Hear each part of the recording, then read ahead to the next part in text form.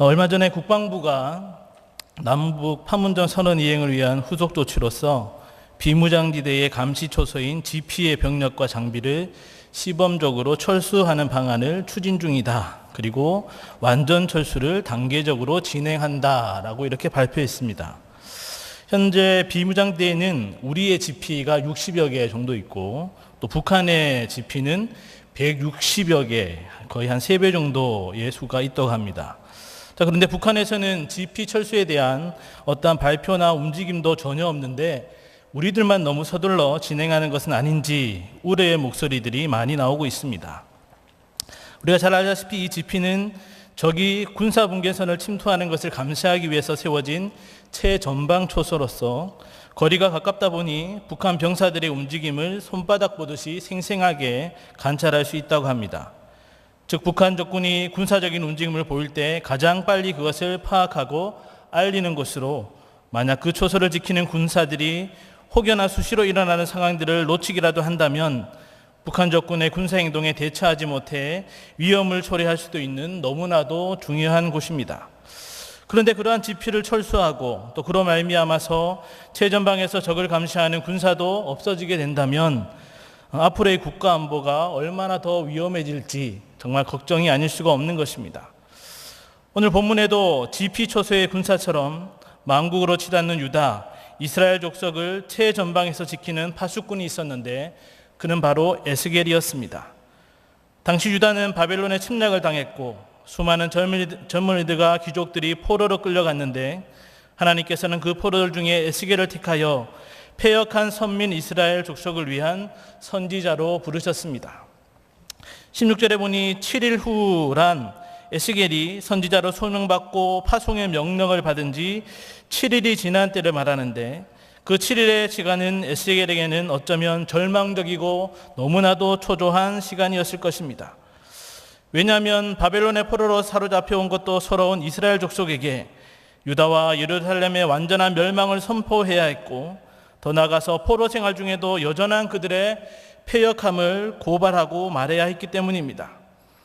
이 하나님께서는 심란한 심중에 있는 에스겔에게 7일 후에 다시 여호와의 말씀으로 임하셨고 이번에는 너를 이스라엘 족속의 파수꾼으로 세웠으니 라고 파수꾼으로서의 임무를 그에게 분명히 알려주셨던 것입니다.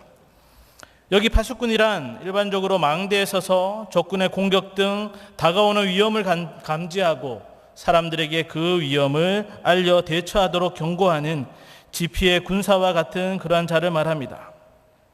특별히 에스겔은 바벨론과의 전쟁이 문제가 아니라 사단의 권세 아래 사로잡힌 자 되어 죄악의 패역함으로 무장하여 하나님을 대적하는 영적 전쟁 가운데서 이스라엘 족속들이 멸망으로 치닫고 있음을 알려야 하는 바로 영적인 파수꾼으로 세움을 받았던 것입니다. 그런데 에스겔이 영적인 파수꾼으로 세움을 받은 상황은 오늘날의 상황과 크게 다르지가 않습니다. 즉 지금도 공중권세 잡은 사단의 세력 속에 우리는 살아가고 있고 때문에 여전히 사단의 권세 아래 사로잡힌 자들 또한 마귀의 올무에 걸려 죄악의 길로 빠져들 위기에 처해 있는 사람들이 너무나 많이 있으며 사단과의 영적인 전쟁은 주님 오실 때까지 계속될 것이기 때문입니다. 그리고 중요한 것은 하나님께서 바로 이러한 상황 속에서 가는 선교사요 보내는 선교사로 복음 전도자의 사명을 감당하는 우리들을 에스겔처럼 이 시대의 영적 파수꾼으로 부르고 있다는 것입니다. 그렇다면 영적 파수꾼은 어떠한 특징이 있는지 오늘 말씀을 함께 살펴보므로 그 사명을 잘 감당하는 우리 경영의 성도들이 되기를 간절히 바랍니다. 첫째로 영적 파수꾼은 오직 하나님의 말씀으로 죄를 책망하여 깨닫게 하는 자입니다. 우리 본문 17절의 말씀을 다 같이 합독하겠습니다. 시작. 인자야 내가 너는 내 입의 말을 듣고 나를 대신하여 그들을 깨우치라. 아멘. 하나님께서는 에스겔을 이스라엘 족속의 영적 파수꾼으로 세우시면서 먼저 인자야라고 부르고 계십니다. 보통 성경에서 인자는 사람의 몸을 입고 이 땅에 오신 예수 그리스도를 가르치는 칭호로 사용되었고 따라서 에스겔에게 인자야라고 한 것도 그리스도를 예표하는 것으로 생각할 수 있습니다. 그러나 여기서 인자는 인간의 연약한 측면을 강조한 표현으로 하나님께서는 연약한 인간을 들어 당신의 위대한 구원 사역을 이루어 가심을 보여주고 계신 것입니다.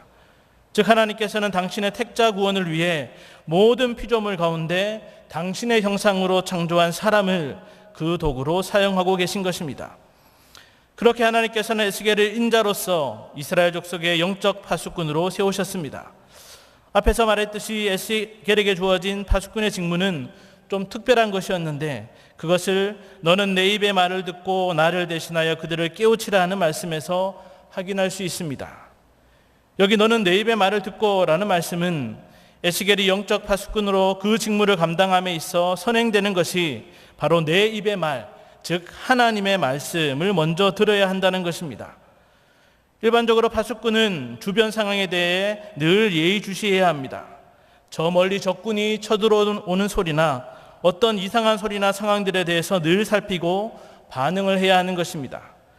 그러나 하나님이 세우신 영적 파수꾼에게 있어서 중요한 것은 주변의 소리나 상황들이 아니라 바로 하나님의 말씀임을 지금 강조하고 계신 것입니다.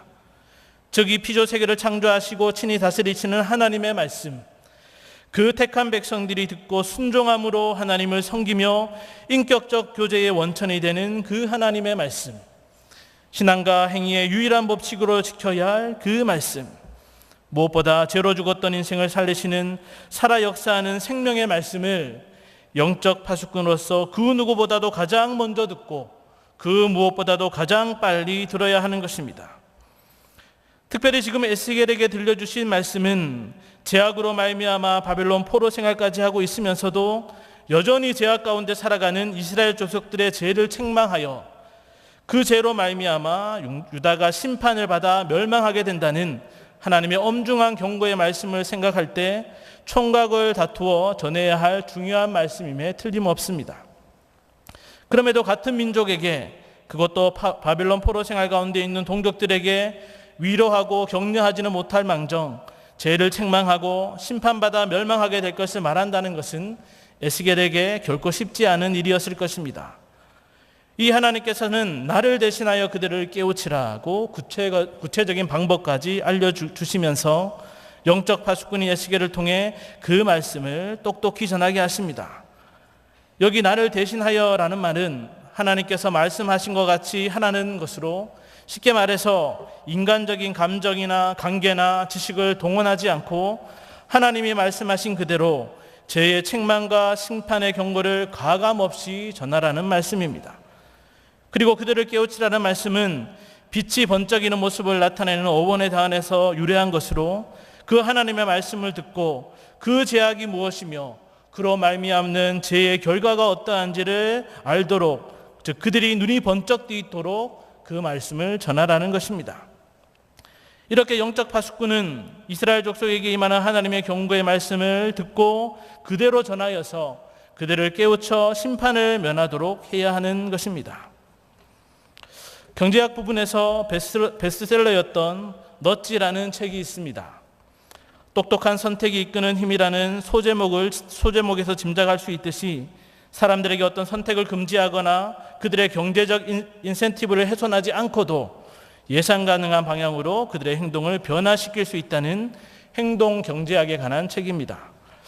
특히 책 제목 넛지는 팔꿈치로 슬쩍 찌르다, 주의를 환기시키다 라는 뜻을 가지고 있는데, 이 책에서는 타인의 선택을 유도하는 부드러운 개입을 의미합니다. 예를 들면 옆에 졸고 있는 사람의 팔을 힘껏 잡아 끌거나 어깨를 세게 흔들지 않아도 단지 팔꿈치로 툭 치는 것만으로도 졸고 있는 사람이 일어나 정신을 차리도록 유도할 수 있다는 것입니다. 요즘같이 개인주의가 심하고 책임이나 구속, 간섭을 싫어하고 다른 사람의 충고나 지적을 싫어하며 옳고 그름을 떠나 상대방의 기분을 상하지 않도록 그 선을 지켜주고자 하는 이 시대의 풍조 속에서는 어쩌면 넛지와 같은 부드러운 행동들이 사람들과의 관계나 소통을 서로 불편하지 않게 이어가게 할 수도 있을 것입니다. 그러나 우리가 영적 파수꾼으로서 복음을 전함에 있어서는 이러한 넛지와 같은 행동 양식을 따라서는 안 됩니다. 즉 복음을 들어야 할 사람들이 기분 나쁘지 않도록 그들이 싫어하는 말, 부담스러운 말을 쏙 빼고 사람들의 비위를 맞추듯이 부드럽고 좋은 소리들로 가끔씩 팔꿈치로 그들을 툭툭 치듯 유인해서는 안 되는 것입니다. 왜냐하면 복음은 단순히 복된 소식, 기쁨의 소리가 아니라 죽어 마땅한 죄인이 예수님의 십자가 대속의 은혜를 믿음으로 또 회개하여 백보자 심판을 면하고 영별에서 영생으로, 지옥에서 천국으로, 그리고 멸망에서 구원을 얻게 되는 복된 소식이기 때문입니다. 즉 죄에 대한 책망을 듣지 않고 어떻게 자신의 죄를 알고 회개할 수 있으며 회개하지 않는 죄인이 어떻게 지옥 형벌의 심판을 면할 수 있겠습니까? 어떤 목사님이 이런 얘기를 하셨습니다. 오늘날 전도는 어떠합니까, 여러분? 좋으신 하나님, 하나님은 당신을 사랑하십니다. 당신은 사랑받기 위해 태어난 사람입니다. 오늘 축제가 교회에서 있으니 꼭 한번 와 보십시오 라고 통사정을 합니다. 그러나 그 사람은 바겐세일을 한다는 소식을 들었을 뿐입니다. 그러므로 가지 않아도 그만입니다. 그 사람은 아무런 경고를 받은 바도 없고 결단을 해야 할 절박한 문제에도 주어지지 않은 것입니다. 이것은 파수꾼의 사명을 올바로 수행하는 일이 아닙니다 라고 말씀했습니다. 그럼에도 우리들은 어떠합니까? 죄를 책망하고 심판을 경고하는 것을 두려워합니다. 오히려 상대로 하여금 교회에 대한 좋은 이미지를 심어줘서 교회로 발걸음하게 하고 어느 정도 시간이 지난 후에 말해도 늦지 않다고 생각합니다. 그러나 여러분, 우리는 영적 파수꾼임을 기억하십시오. 파수꾼이 적이 쳐들어와 망하게 될 소식을 이미 듣고도 알고도 사람들이 많이 놀랄 것 같아, 믿지 않을 것 같아, 미쳤다고 할 것 같아서 지금은 때가 아니야 라며 그 소식을 전하지 않고 나중에 좋은 기회를 봐서 알려야겠다라고 한다면 그것은 파수꾼이라 할 수 없지 않겠습니까? 정말이지 저와 여러분이 인생에 대한 생명의 주관자도 시간을 지배하는 자도 아닐진데 어떤 사람이 회개할 좋은 때와 심판을 면할 좋은 때를 알아 그 타이밍에 맞춰 복음을 전할 수가 있겠습니까? 그러므로 우리들은 두려워하지 말고 걱정하지 말고 하나님께서 에스겔에게 너는 내 입의 말을 듣고 나를 대신하여 그들을 깨우치라는 말씀 그대로 전하기만 하면 되는 것입니다. 즉 죄를 책망하고 심판을 경고함으로 듣는 자들이 깨달아 구원에 이르도록 때를 얻든지 못 얻든지 듣든지 아니 듣든지 가감없이 하나님의 말씀만을 전하기만 하면 되는 것입니다. 정말이지 당신에게 천국이 임했습니다가 아니라 예수님처럼 회개하라 천국이 가까이 왔느니라고 선포하면 되는 것입니다.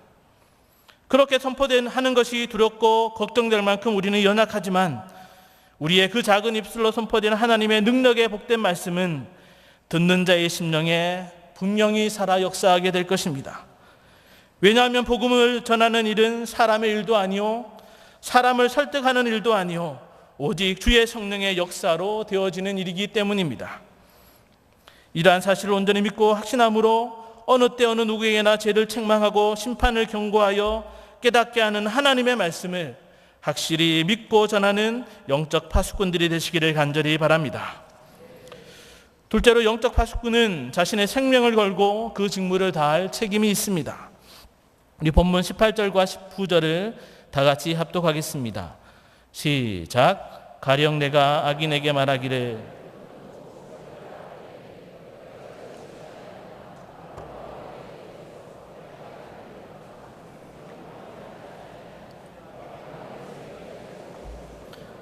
내가 그의 피값을 내 손에서 찾을 것이고 내가 악인을 깨우치되 그가 그의 악한 마음과 악한 행위에서 돌이키지 아니하면 그는 그의 죄악정에서 죽으려니와 너는 내 생명을 보존하리라.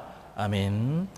하나님께서는 앞서 이스라엘 족속의 영적 파수꾼으로서의 에스겔의 임무가 무엇인지를 밝혀주셨다면 이제 그 임무에 따르는 책임이 얼마나 중요한 것인지를 알려주고 있습니다. 먼저 하나님께서는 18절에 내가 악인에게 말하기를 너는 꼭 죽으리라 할 때라고 죄인은 꼭 죽으리라 반드시 정령 죽으리라고 죄에 대한 심판을 선언하고 계십니다. 그러면서 덧붙여 내가 깨우치지 아니하거나 말로 악인에게 일러서 그의 악한 길을 떠나 생명을 구원하게 하지 아니하면이라고 말씀하십니다. 이것은 죄로 말미암아 죽을 수밖에 없는 죄인 악인이 그러한 심판의 선언을 들을 수 있는 것은 죄를 책망하고 심판의 경고를 전하는 영적 파수꾼의 손에 달려있다는 사실을 역설적으로 말씀하고 있는 것입니다. 쉽게 말하면 죄인들은 하나님의 엄중한 심판 선언을 하나님의 말씀을 먼저 들은 영적 파수꾼에 의해서만 들을 수 있다는 것이고, 그렇게 경고의 말씀을 듣고 돌이키면 요나 선지자의 말씀을 듣고 회개하여 구원받은 니느웨와 같이 죄인이라도 구원받을 수 있음을 말씀하고 있는 것입니다. 그럼에도 영적 파수꾼이 악인들에게 일러 깨우치지 아니하면 그 악인은 죄악 중에서, 즉 자신이 지은 죄악 때문에 죽을 것이라고 말씀하십니다.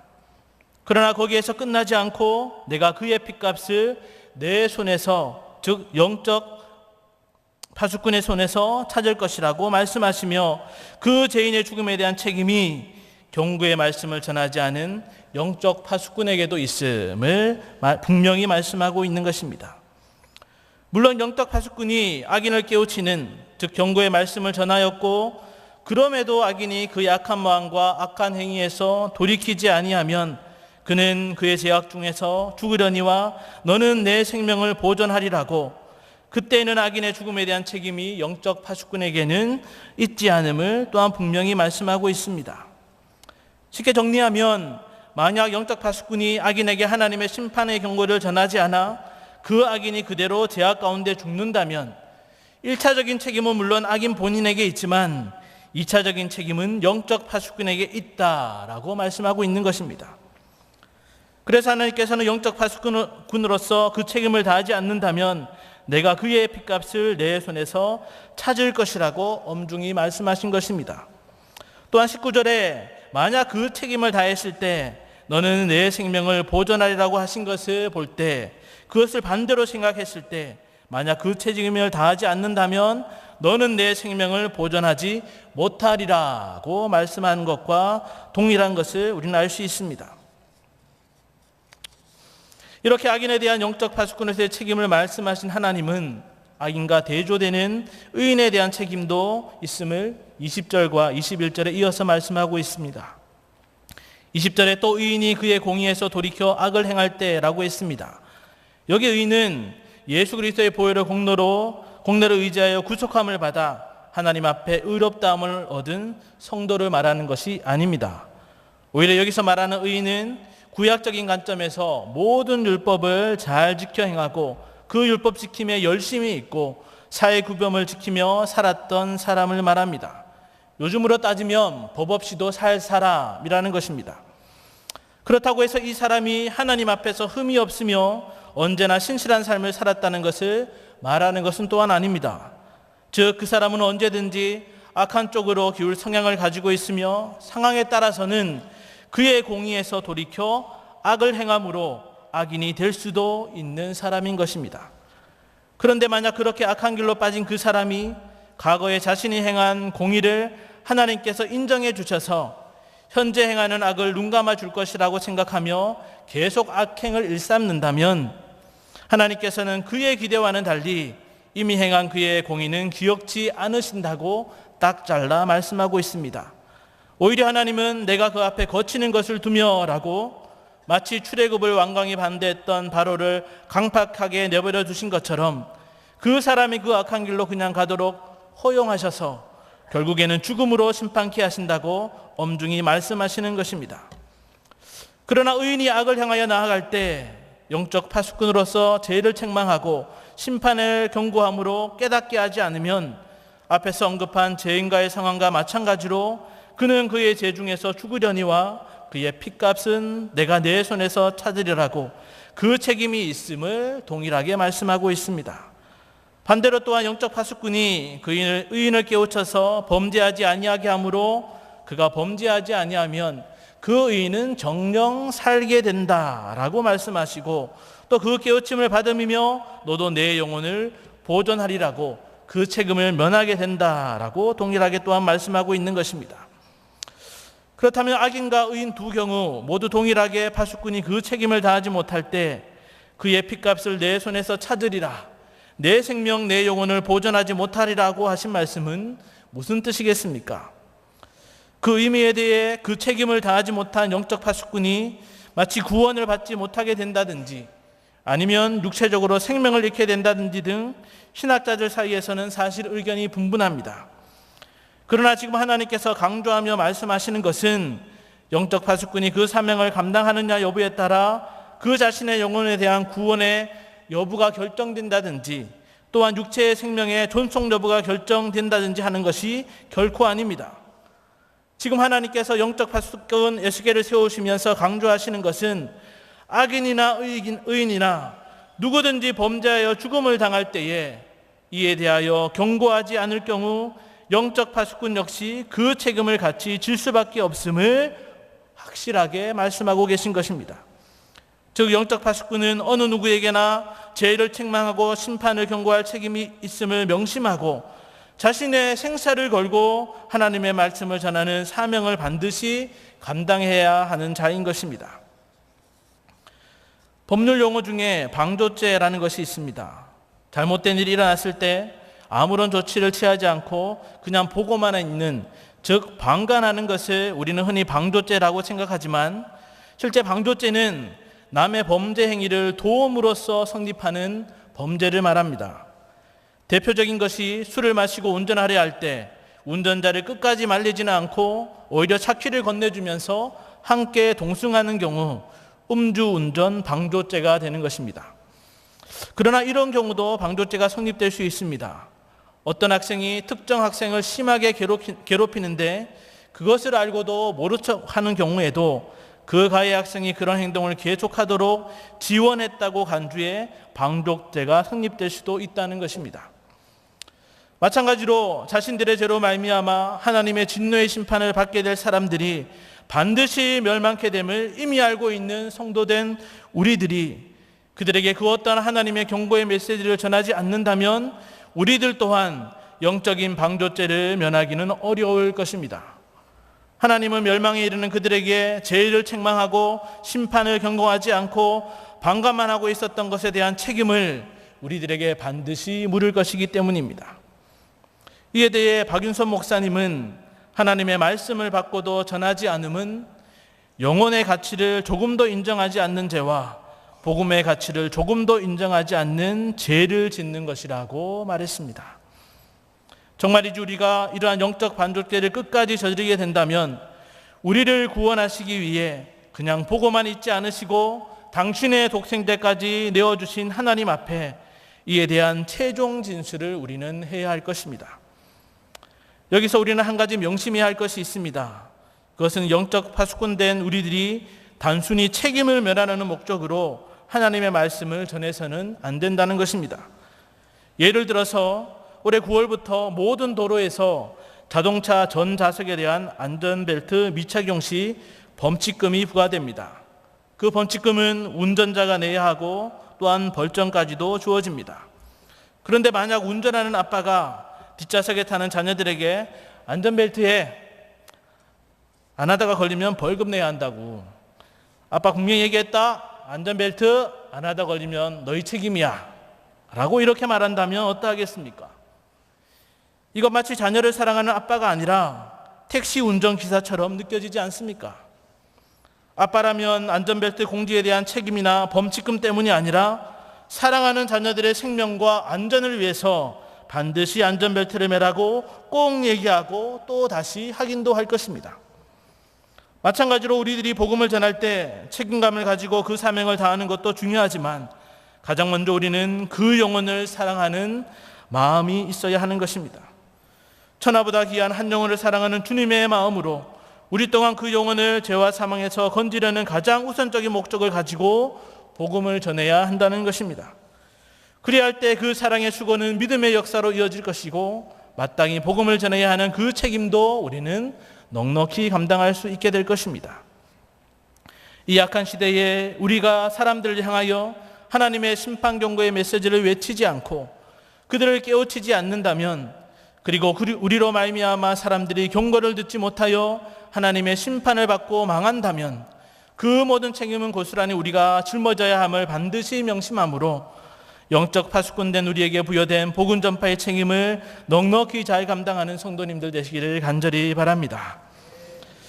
사랑하는 성도 여러분, 그리고 오늘 다시 한번 헌신을 다짐하는 선교회 회원 여러분, 보내는 선교사로서 가는 선교사이신 선교사님들과 선교지를 위해서 기도와 물질로 후원해 주시는 성도님들께 다시 한번 감사를 드립니다.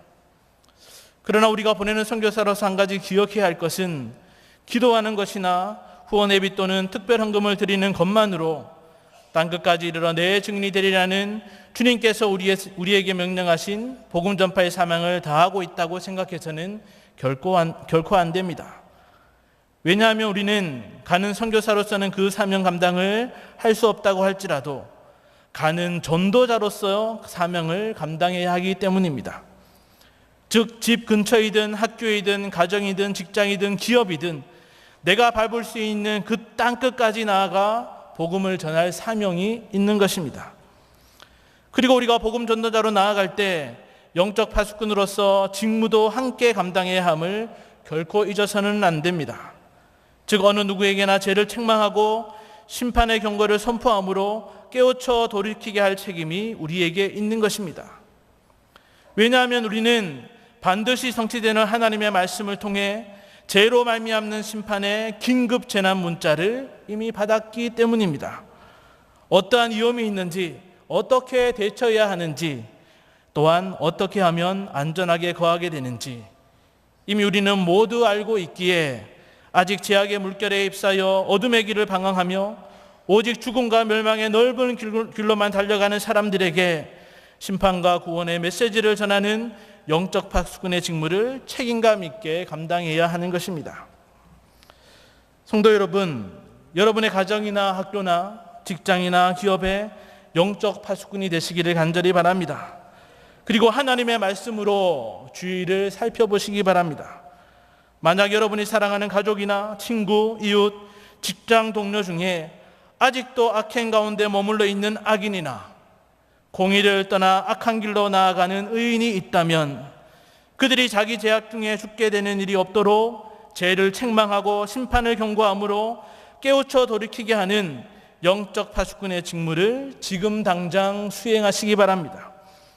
설령 지금은 그들이 무시하고 재수 없다고 하고 그 관계마저 어색하거나 깨져서 괴로울지라도 천군 천사의 나팔 소리가 천지를 진동할 때에 하나님의 보좌 앞에서 그들과 함께 칭찬을 받는다면 그것이 정말 더 기쁜 일이 아니겠습니까? 여러분, 심판과 구원의 메시지가 담겨진 복음을 우리가 전할 때에 우리가 치사 선택해서 임의로 할 수는 없습니다. 우리는 하나님께서 말씀하신 그대로 전할 뿐인 것입니다. 그것은 우리의 의무이고 우리 자신을 위해서도 반드시 하지 않으면 안 될 일입니다.